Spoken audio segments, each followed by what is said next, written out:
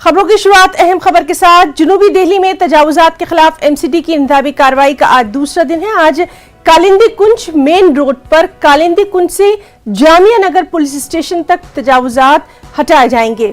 जराये के मुताबिक अगर एमसीडी को माकूल सिक्योरिटी फराहम की जाती है तो इंतजामी कार्रवाई तयशुदा शेड्यूल के मुताबिक जारी रहेगी।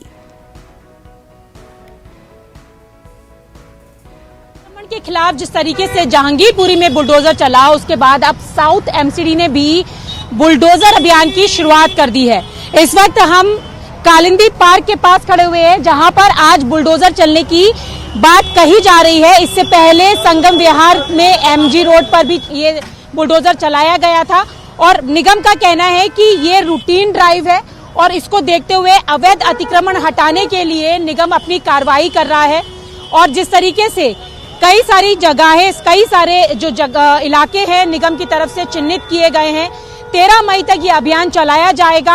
आज कालिंदी पार्क के पास हम लोग खड़े हुए हैं, जहां पर ये अभियान चलना है, बुलडोजर चलना है। लेकिन आप देखिए जिस तरीके से यहाँ पर अवैध अतिक्रमण फैला हुआ है, लोगों ने जो दुकानें लगाई थी वो शायद बुलडोजर के डर से पहले से ही यहाँ पर हटा ली है। और इसके साथ जिस तरीके से लगातार पहले भी ये ड्राइव चलाई गई थी, लेकिन फोर्सेस ना मिलने के कारण ये ड्राइव सफल नहीं हो पाई थी। एक बार फिर से निगम ने अपनी ये बुलडोजर ड्राइव की शुरुआत की है और ऐसे में अब ये देखना होगा कि फोर्सेस जिस तरीके से वो पुलिस फोर्सेस की मांग कर रहे हैं वो मिल पाती है। और चलिए सीधे रुख करेंगे हमारे साथी रचना का। रचना, आप इस वक्त जहां पर मौजूद हैं, वहां पर क्या कुछ सूरत हाल नजर आ रही है, खास तौर पर सिक्योरिटी को लेकर? जिस तरह से एमसीडी लगातार मांग कर रही है, क्या उस तरह की मुनासिब सिक्योरिटी वहां नजर आ रही है?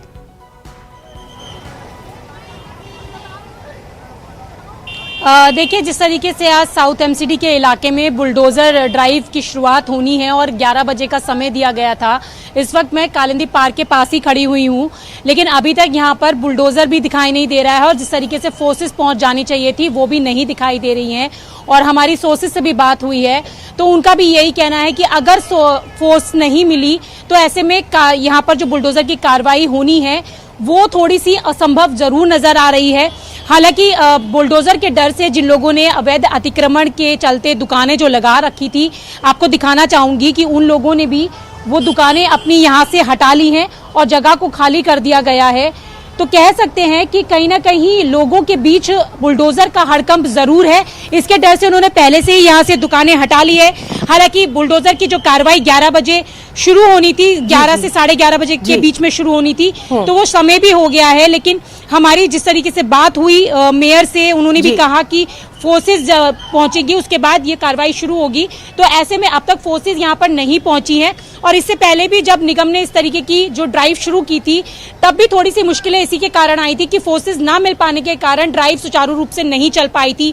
क्योंकि अब जिस तरीके से बहुत सारी जगहों को चिन्हित किया गया है जहां पर निगम को अपनी कार्रवाई करनी है, चाहे वो कालिंदी पार्क की बात करे, ओखला की बात करे या फिर शाहीन बाग की बात करे, लेकिन ऐसे में बेहद जरूरी हो जाता है कि ये ड्राइव चलाने के लिए पुलिस फोर्स का होना जरूरी है। फिलहाल अभी तक फोर्सेस यहाँ पर नहीं पहुंची है, तो ऐसे में थोड़ी सी ये जो कार्रवाई है वो असंभव सी यहाँ पर नजर आ रही है। लगातार इस अहम मामले पर नजर बनी हुई है। बहुत बहुत शुक्रिया आपका अदा करना चाहेंगे तमाम तर तफसीलात के लिए। जम्मू कश्मीर के सांबा सेक्टर में लाइन ऑफ कंट्रोल के करीब एक नई सुरंग दरियाफ्त हुई है। पाकिस्तान से मुल्हका इलाके में सुरंग मिलने के बाद बीएसएफ के एहलकार अलर्ट मोड पर आ गए हैं। इलाके की कड़ी निगरानी की जा रही है। साथ ही कोई भी किसी भी मुश्तबा शख्स के नजर आने के बाद फौरी कार्रवाई करने के अहकाम दिए गए हैं। जिस जगह ये सुरंग मिली वो बैनुल-अक़वामी सरहद के बहुत करीब है। ऐसे में इम्कान जाहिर किया जा रहा है कि इसी सुरंग के जरिए इलाके में दहशतगर्दों की दरअंदाजी हुई होगी। एक खुसूसी टनल चेकिंग टीम ने कल शाम इस सुरंग का पता लगाया। जो टूटी फूटी जमीन है उसके जो गहन सर्च, एक इंच की जो सर्च की गई उसमें ये नतीजा निकला है। और एक बार फिर से मैं कहूँगा कि जो सीमा पार से लगातार प्रयास किया जा रहा है भारतवर्ष में परेशानी खड़ी करने की, मिलिटेंट्स को इन्फिल्ट्रेट कराने की, उसको फोइल करने में हमें सफलता मिली है। और ख़ास तौर पर अभी आने वाले दिनों में श्री अमरनाथ जी की यात्रा होनी है, उसको देखते हुए ये एक बहुत बड़ा काम हुआ है और ये बहुत बड़ी एक सफलता मैं समझता हूँ हमारे ट्रूप्स ने ये दी है, जिससे सुरक्षा, देश की सुरक्षा, नागरिकों की सुरक्षा और हिंटरलैंड में भी सुरक्षा बनी रहे, उसमें एक अहम कड़ी के आधार पर यह टनल को खोजा गया है। सर, कितना बड़ा ये चैलेंज आपके लिए बन चुका है, क्योंकि पहले भी कई बार टनल मिल चुकी हैं, अभी एक टनल मिली है, और क्या ये जो हाल ही में सुजवा में आतंकी हमला हुआ था, क्या आतंकी यहीं से घुसपैठ कर आए थे, और क्या ऐसा अंदेशा है कि ऐसी टनल और हो सकती है? कोई ऐसे ऑपरेशन चल रहे हैं कि और इलाकों में भी ऐसी टनल हो तो उसका पता चलाया जा सके? देखिए, जो टनल की बनावट है उसमें जो मिट्टी मिली है या सैंड बैग जो हैं उनके अंदर मिट्टी भरी हुई है, उससे ये लगता है कि ये नई खुदी हुई टनल है, ज़्यादा पुरानी नहीं है ये। तो अब जहाँ तक आपने जो सुंजुआ का जिक्र किया है, ये जब से वो इंसिडेंट हुआ है कि ये प्रयास जारी है इसको जोड़ने का कि शायद ये बॉर्डर से निकले हों, पर ये एक अंदाज सिर्फ है, कयास ही सिर्फ लगाया जा रहा है।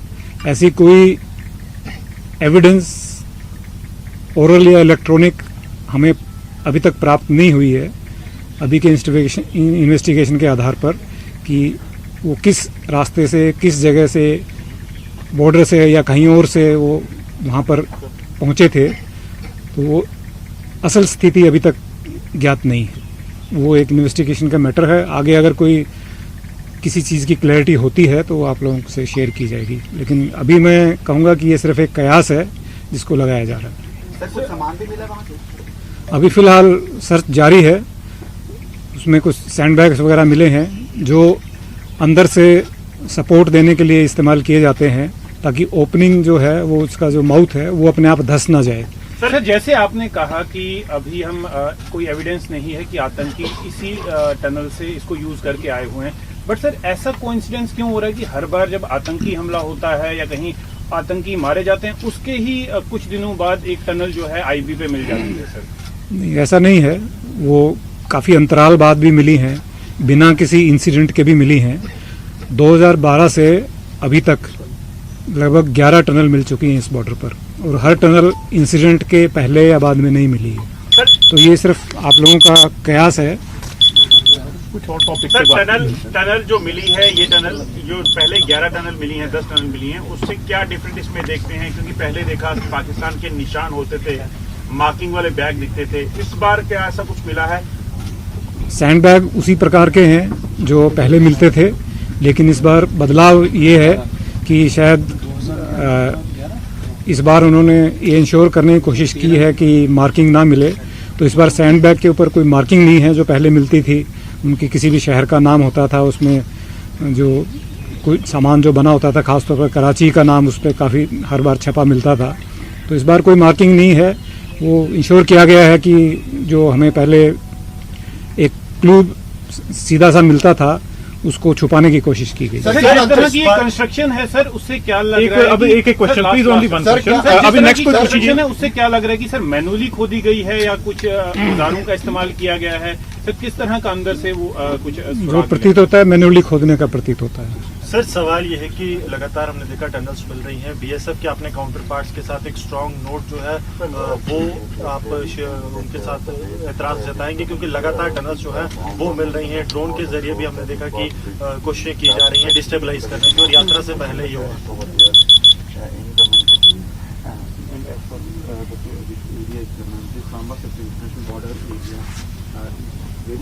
BSF is going to launch protest. ये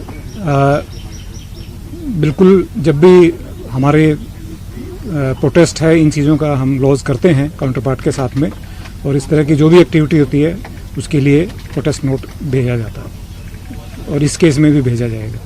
सर, 2 सवाल हैं, एक अभी तक कितनी टनल मिल चुकी है, दूसरा क्या सीमा पर ऐसे इनपुट आ रहे हैं कि कितनी फिगर अगर आप शेयर कर सके कि कितनी संख्या में आतंकी तैयार बैठे हैं इस खासतौर इस बेल्ट पे घुसपैठ करने के लिए? क्योंकि लगातार देखा ये जा रहा है कि शक्करगढ़ इलाके में कुछ ना कुछ एक्टिविटी जो है वो देखी जाती है आतंकियों की, क्या आप नंबर शेयर कर पाए?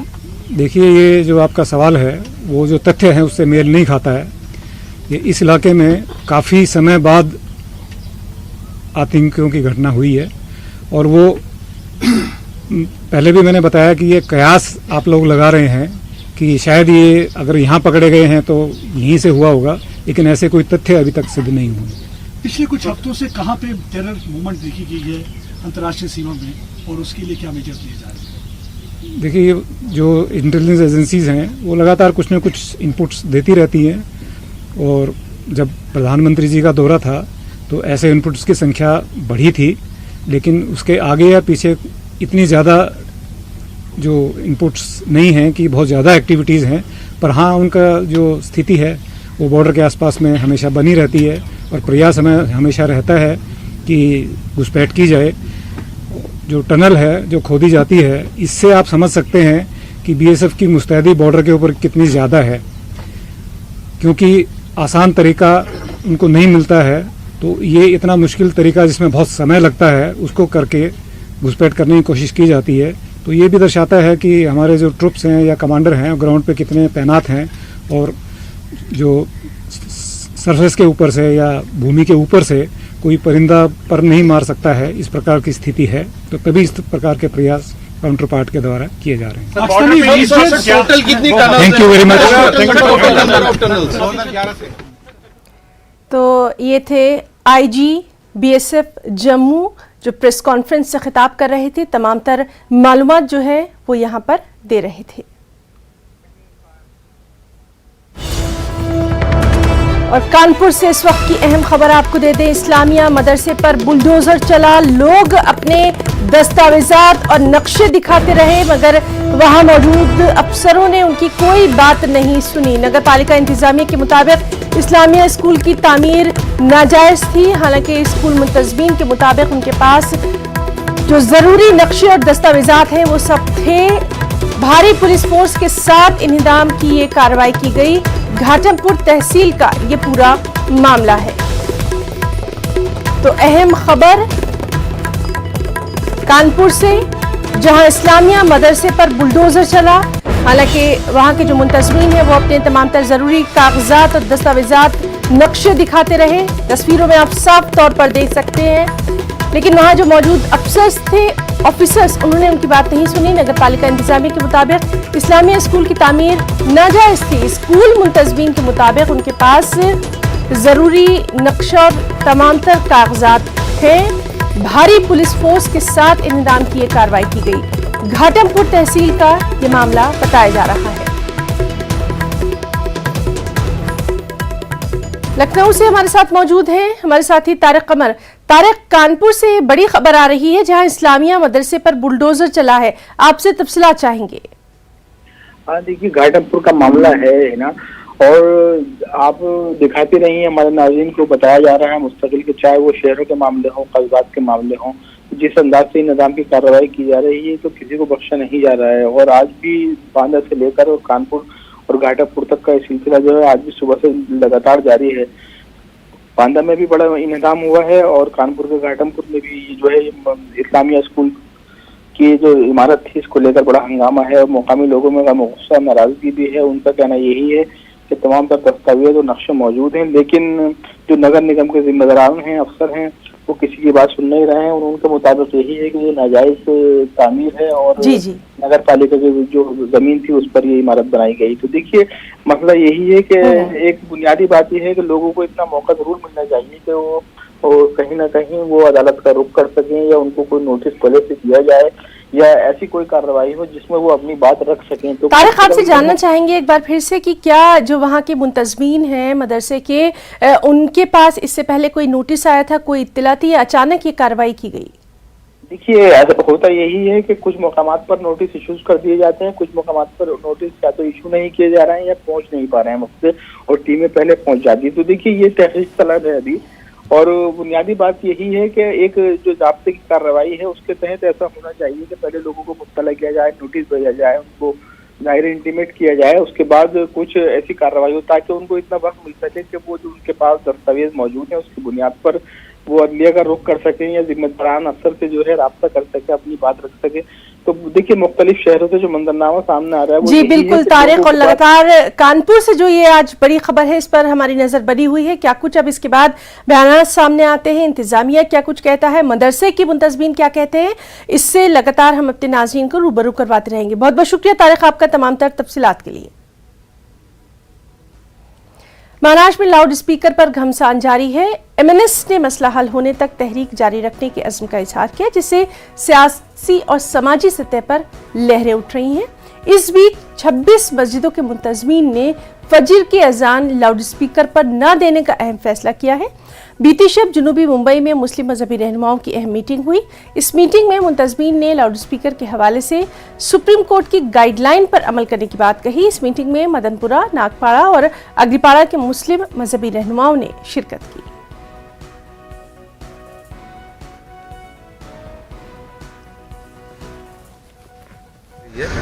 बिना माइक के सुबह 6 बजे अजान, 6 से पहले अजान जो हुई है वो बिना माइक के दी गई है। अभी कोर्ट इसको ऑर्डर है तो हमको तो मानना ही पड़ेगा ना वो चीज़। मीटिंग के बाद हमने फैसला किया है कि सुप्रीम कोर्ट की जो गाइडलाइन है उसके मुताबिक रात 10 बजे से सुबह 6 बजे तक इंशाल्लाह लाउड स्पीकर का इस्तेमाल नहीं करेंगे। ये मुत्तफिक फैसला हुआ है तो सुप्रीम कोर्ट के आदेश को हम पालन करेंगे और न किसी के दबाव में है। सुप्रीम कोर्ट का फैसला है तो हम उसके अपने सर आँखों पर कि हम 10 से 6 के बीच में ये माइक का इस्तेमाल नहीं करेंगे। एक बड़ी तादाद में लोग यहाँ जमा हुए और सब लोगों ने मिलके बगैर किसी दबाव के, बगैर किसी उसके, सारे उलमा इकराम ने बैठ के एक राय की है कि भाई ये माहौल अगर अजान 10 से 6 बजे तक के अगर सुप्रीम कोर्ट का जो आदेश है अगर उसके मुताबिक अगर हम लोग चले तो हमको कोई तकलीफ नहीं है।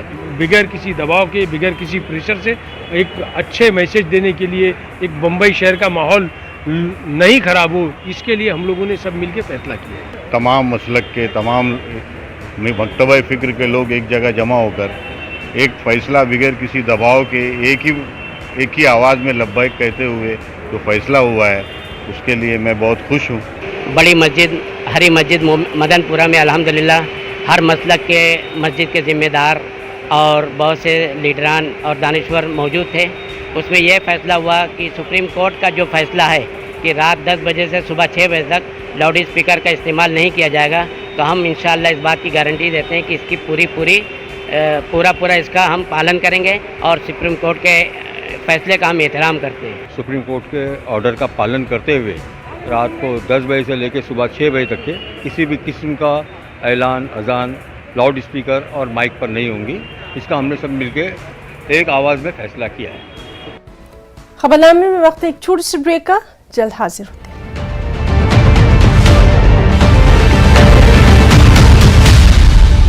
राजस्थान के जोधपुर शहर में 2 फिरकों के दरमियान हंगामा आराई के बाद अब तक हालात मामूल पर नहीं आए हैं। शहर के 10 थाना इलाकों में नाफिज कर्फ्यू को 6 मई तक बढ़ा दिया गया है। मुतासर इलाकों में इंटरनेट सर्विस भी मुअत्तल है। इस मामले में 12 मुकदमे दर्ज किए गए हैं। अब तक 141 लोगों की गिरफ्तारी अमल में ला चुकी है। डीजीपी ने अफवाहों से बचने की अपील की है। पीर की रात देर गए जालौरी गेट के पास झंडा लगाने के मामले पर 2 फिरकों में झड़प हो गई थी, जमकर पत्थरबाजी हुई थी।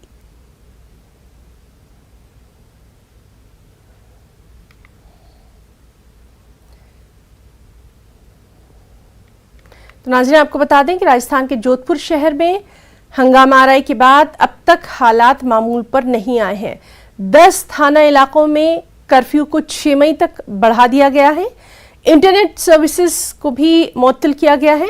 12 मुकदमे दर्ज हैं और अभी तक की जो इत्तलात है उसके मुताबिक अब तक 141 लोगों को गिरफ्तार किया जा चुका है। साथ ही लगातार तमाम इंतजामिया, एडमिनिस्ट्रेशन और खासतौर पर पुलिस की जानिब से, डीजीपी की जानिब से अफवाहों से बचने की लोगों से अपील की जा रही है। आपको बताएं कि पीर की देर रात जालौरी गेट के पास झंडा लगाने के मामले में 2 फिरकों में झड़प हो गई थी, जमकर पत्थरबाजी हुई थी और उसी के बाद वहां हालात कशीदा हो गए थे और उसी को देखते हुए अब यहां पर 6 मई तक कर्फ्यू में तोसी की गई है।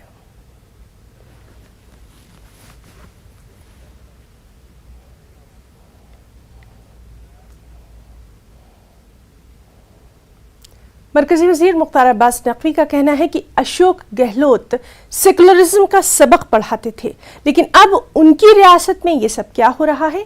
कसूरवारों के खिलाफ कार्रवाई होनी चाहिए।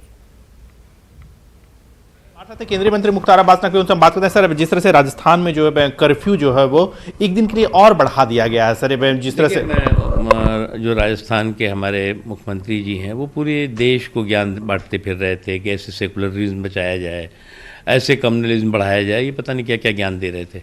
लेकिन अपने राज्य में जो कुछ भी इस तरह की घटनाएं हो रही हैं, शर्मनाक घटनाएं हो रही हैं, उसको रोकने में नाकाम है। और जो भी इस तरह के कम्युनल क्राइम में लगे हुए हैं उनके खिलाफ कड़ी कानूनी कार्रवाई करने में भी नाकाम दिखाई पड़ रहा है। इसलिए हमारी तो बिना मांगी उनको सलाह यही है कि दुनिया को ज्ञान बाद में बांटें, अपने राज्य में अपने घर को ठीक करें। सर, इसके साथ साथ बात करें जिस तरह से सर लाउड स्पीकर को लेकर के जो विवाद है, महाराष्ट्र में राज ठाकरे अपनी बात कर रहे हैं, शिवसेना भी अपनी बात कर रहा है। देखो, लाउड स्पीकर पर लड़ाई, भोपू पे भांगड़ा, ये सब चीज़ें बंद होनी चाहिए। और उत्तर प्रदेश को मॉडल के रूप में क्यों नहीं ले लेते योगी आदित्यनाथ जी के, जिन्होंने सभी धर्मों के धर्मावलंबियों ने अपनी स्वेच्छा से वहाँ पे जो भी गैर ज़रूरी लाउड स्पीकर्स लगे हुए थे धार्मिक स्थलों पे वो हटाए, और इसकी शुरुआत खुद अपने घर से योगी आदित्यनाथ जी ने की। ठीक है, बहुत धन्यवाद। प्रकाश गुप्ता के साथ विनीत कुमार, न्यूज 18 दिल्ली। दिल्ली में फोटो चौक वेलकम इलाके में दो ग्रुपों के बीच झगड़ा हुआ। पार्क में खेल के दौरान बच्चों के बीच ये लड़ाई शुरू हुई थी। झगड़ा बढ़ने से दो ग्रुपों के बीच तनाजा पैदा हो गया। पुलिस ने इलाके का दौरा किया। बाज शरपसंदों की शिनाख्त कर ली गई है। 20 अफराद को हिरासत में लिया गया है।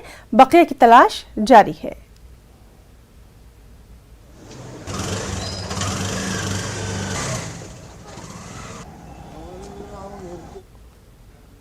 खबरनामे में फिलहाल इतना ही। आदाब।